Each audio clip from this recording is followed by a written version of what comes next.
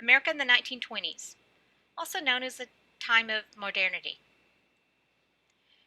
Your main objective for this lecture is to understand American life during the 1920s, specifically the impact of World War I on American society and its economy. You should also be able to describe the culture wars of the 1920s and define the issues over which they were fought. And some of those culture wars were a result of the impact of World War I on American society and its economy. After World War I, progressivism diminishes.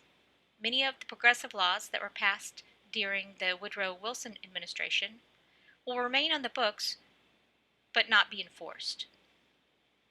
You will also see American society and its economy change. One of the changes is the role of women. During World War I, women were working in the factories and in the machine shops while the men were at war. Women will continue to work in those factories and machine shops after World War I was over. These were jobs that had been traditionally held by men. Americans were used to seeing women in those machine shops. Women will also take jobs in the cities. And in 1920, women got the right to vote. This right to vote caused an empowerment among women. Part of that empowerment was sexual liberation. Some of that sexual liberation resulted in a change in women's behavior, such as the clothes they wore. Their dresses were much shorter. They exposed a lot of leg, which was considered very risque for its time. They will party, they will drink, they will smoke, they will cuss. Very much a change from how women behaved prior to World War I. Women were also engaged in what was considered risque dancing. One of those dances was called the Charleston. These women were called flappers. Let me show you a quick film that is an example of that. This is a film starring Joan Crawford.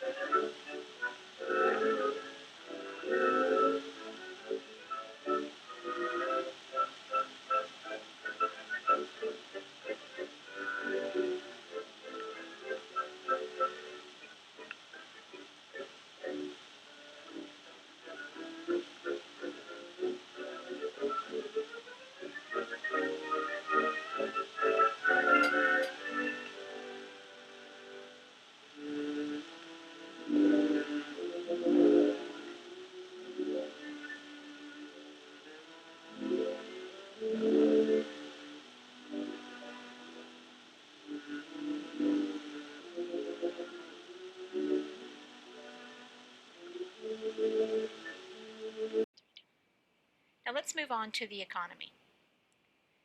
After World War I, there was an economic boom, and Americans were affected by that economic boom. For example, the automobile. This is a photograph of the Model T, which in 1908 sold for about $1,000.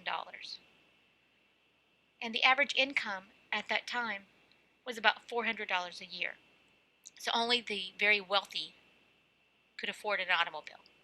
But after World War I, that all changed. During World War I, the U.S. developed the assembly line, primarily for war machinery. But then it was used to produce automobiles faster and cheaper. In the 1920s, the automobile will cost about $295.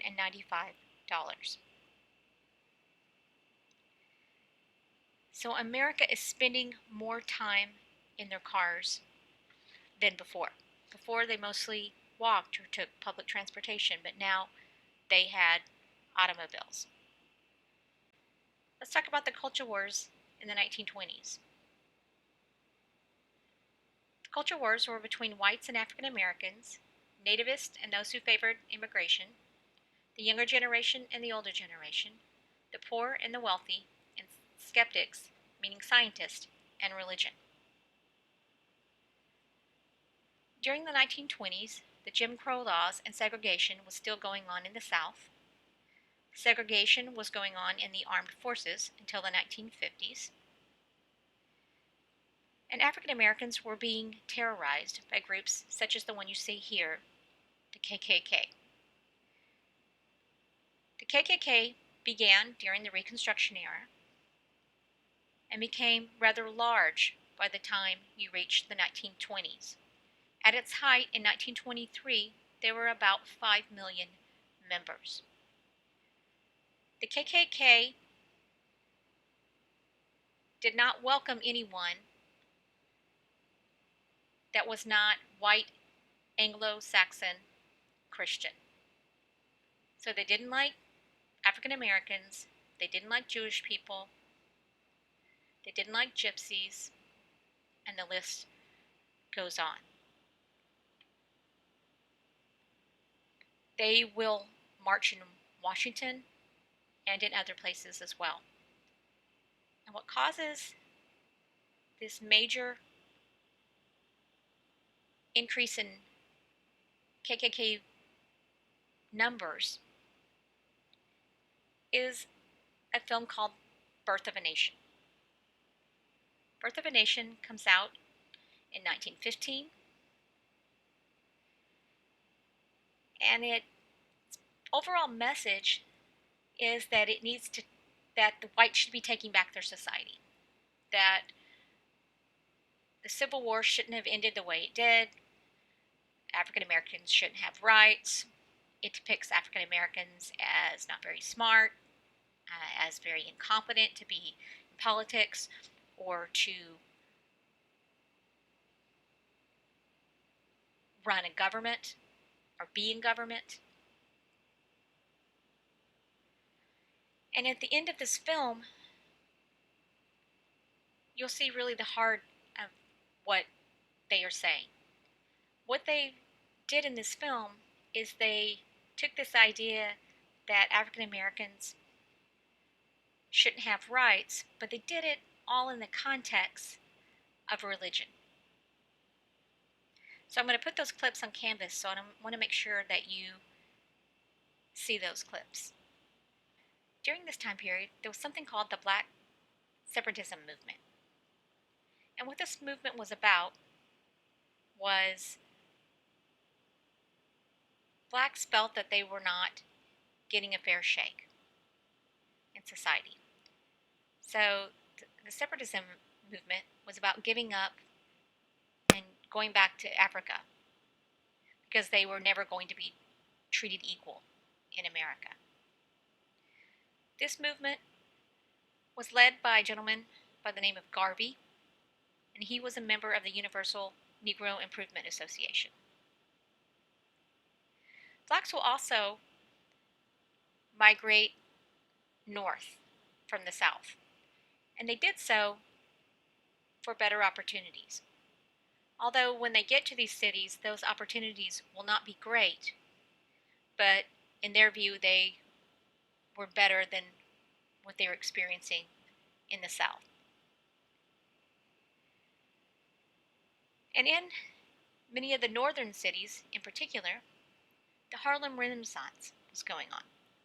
The Harlem Renaissance was a cultural movement that emphasized African art, music, literature, etc. And it really embraced African heritage. It was about racial pride. Part of that movement was jazz.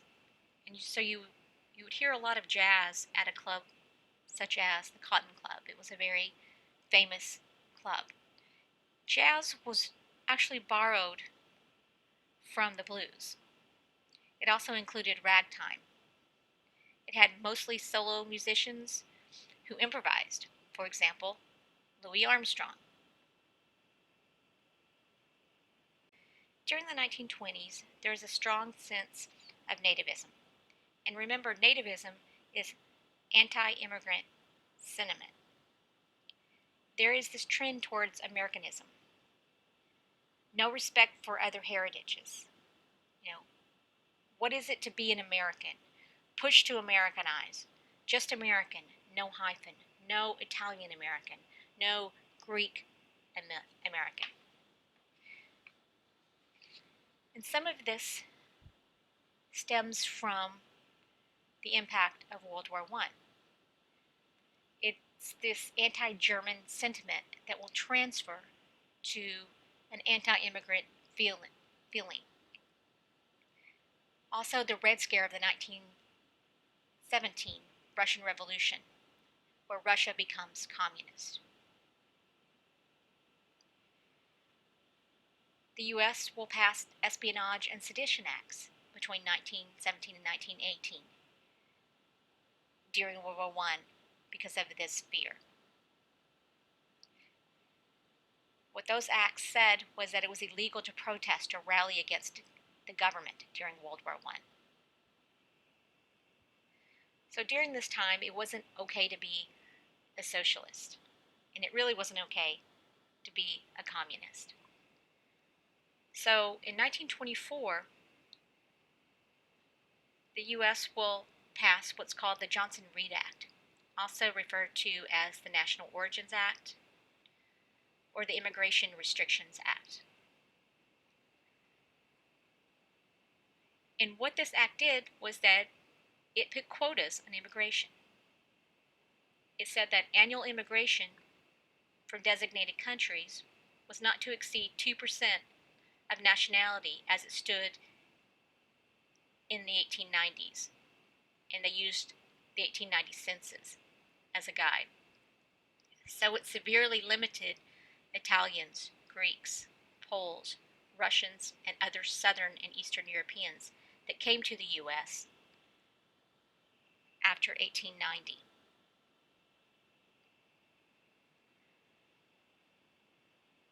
The case of Sacco and Vanzetti really exemplifies nativism during the 1920s. These two gentlemen were members of labor unions. They were accused of murdering two employees during a robbery. What had happened was two men were carrying the payroll on payday. This was not a time where we issued checks and then you received your check and that's how you got paid. They actually paid you through the payroll, a box of payroll, and they would have two men that would escort it to the docks or wherever it was. And one day, two gentlemen who were carrying a payroll box were robbed and murdered. And Sacco and Vanzetti were accused of the murder.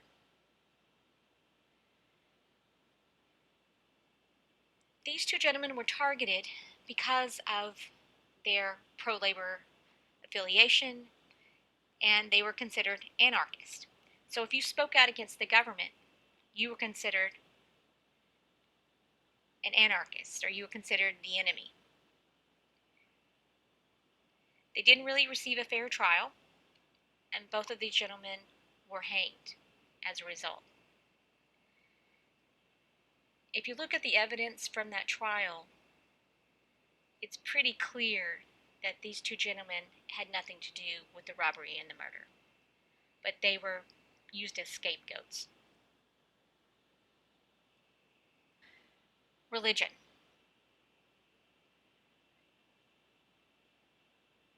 The disputes in religion have to do with both morality and the origin story, the Genesis story of Adam and Eve. The morality part of it was mostly between the younger, the modern generation, and the older generation. The older generation were concerned about changes in dating, that the behavior by these young people was being pushed to its limit, that these young people are riding around in these new automobiles and doing God knows what. The origin story is between evolution and the story of Adam and Eve. And one of those events that really exemplify that is the Scopes monkey trial. The Scopes monkey trial was basically a trial about evolution and the origin story of Adam and Eve. Scopes was a science teacher who was teaching evolution, and he was put on trial. He was defended by a lawyer by the name of Clarence Darrow, a very well-known and beloved lawyer from the time period, and was prosecuted by William Jennings Bryan. I'm going to show you an excerpt from the trial, and that'll give you a sense of what the issues were.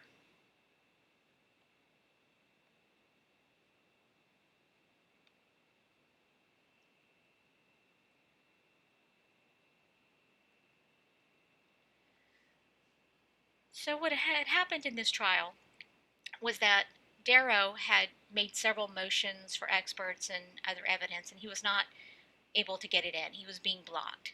So ultimately what he does is he calls the prosecutor, William Jennings Bryan, as an expert witness on religion, which is unheard of. You would never hear of a prosecutor being a witness in a trial nowadays, but it happened then. So I'm going to read you a little bit of the excerpt to give you a sense of what the issues were here. The question by Darrow. You have been considerable study to the Bible, haven't you, Mr. Bryan? Bryan. Yes, sir, I have tried to. Darrow. Then you have made a general study of it. Bryan. Yes, I have. I have studied the Bible for about 50 years, or something more than that. But of course I have studied it more as I have become older than when I was but a boy. Darrow. You claim that everything in the Bible should be literally interpreted. Bryan. I believed everything in the Bible should be accepted as it is given there. Some of the Bible is given illustratively. For instance, you are the salt of the earth. I would not insist that man was actually salt, or that he had flesh of salt, but it used in the sense of salt as saving God's people. Darrow. But when you read that Jonah swallowed the whale, or that the whale swallowed Jonah, excuse me please, how do you literally interpret that? Bryan. When I read that a big fish swallowed Jonah, it does not say whale. That is my recollection of it. A big fish, and I believe it, and I believe in a God who can make a whale and can make a man and make both what he pleases. Darrow. Now you say the big fish swallowed Jonah, and he there remained how long? 3 days, and then he spewed him up the land? You believe that the big fish was made to swallow Jonah? Bryan. I'm not prepared to say that. The Bible merely says it was done. Darrow. You don't know whether it was the ordinary run of fish or made for the purpose. Brian, you may guess. You evolutionists guess, right? So he's trying to say that, look, the Bible is not literal. So how can you say the story of Adam and Eve is literal and evolution is wrong? Okay.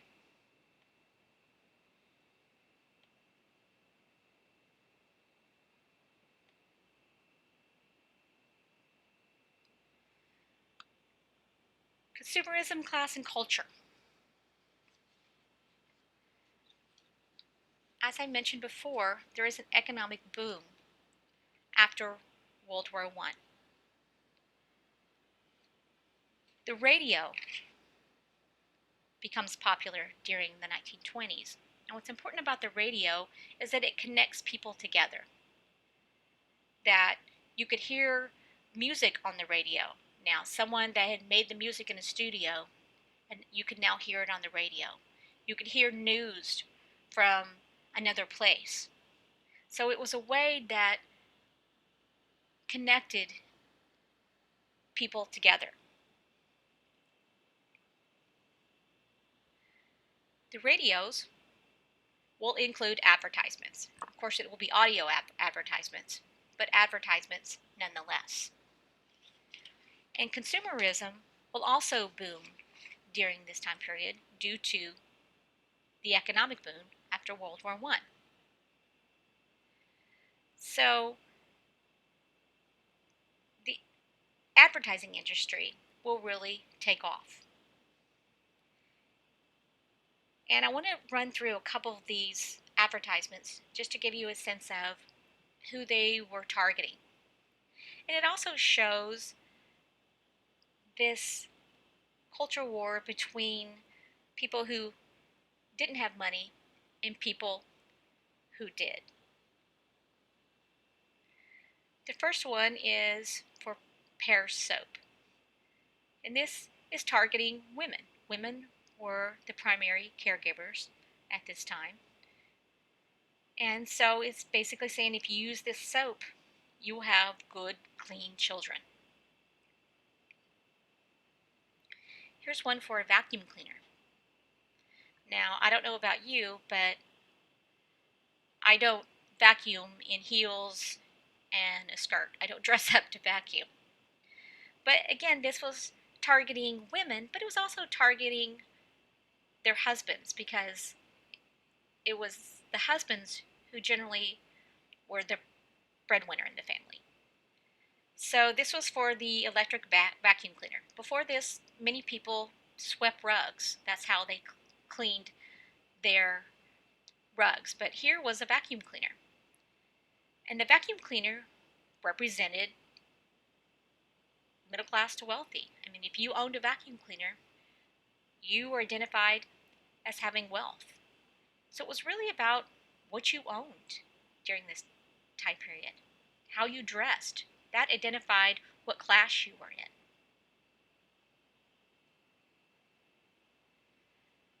This is a road sign.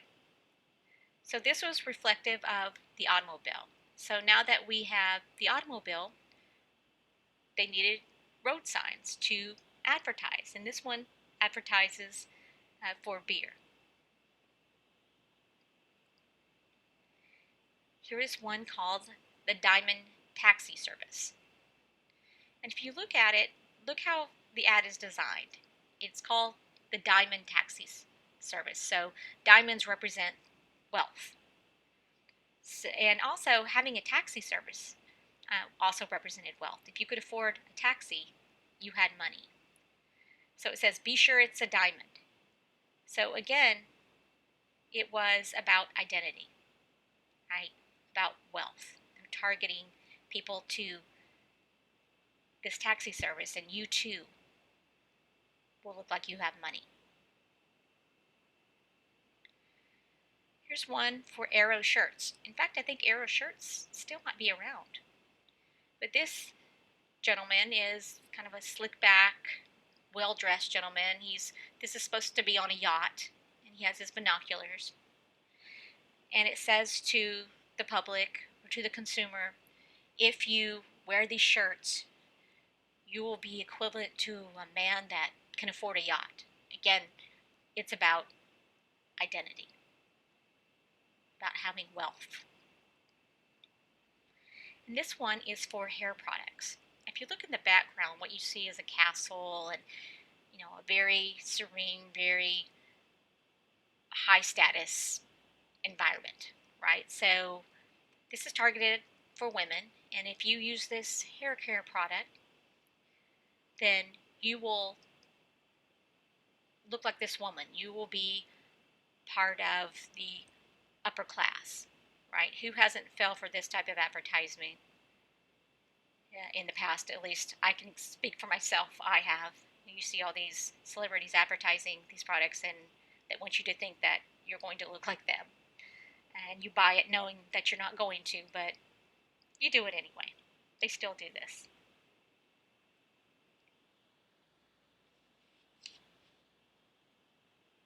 Okay, this ends America in the 1920s Modernity lecture. If you have any questions, please let me know.